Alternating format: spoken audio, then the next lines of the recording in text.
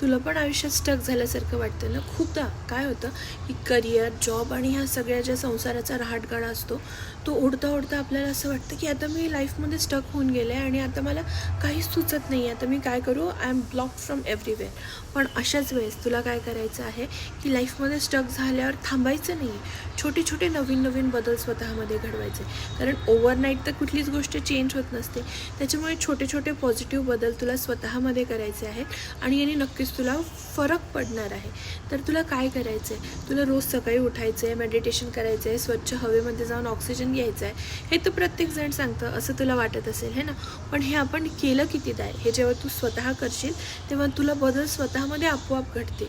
आणि त्याच्याहून पण इम्पॉर्टंट, तुला किमान एक तरी पान कुठल्याही पुस्तकाचं रीडिंग करायची आहे.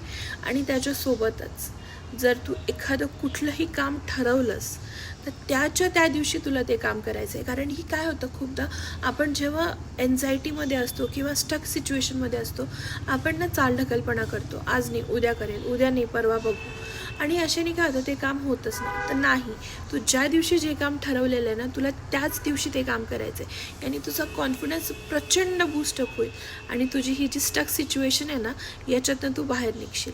आणि मग या स्टक सिच्युएशनमधनं जेव्हा तू हे सगळं गेल्यावर बाहेर निघशील ना, तेव्हा नक्की मला थँक्यू म्हणशील. ही छोटीशी ॲडवाईस आहे माझ्याकडनं तुला. जर पटत असेल तर घे आणि आवडली असेल तर कमेंटमध्ये नक्की सांग.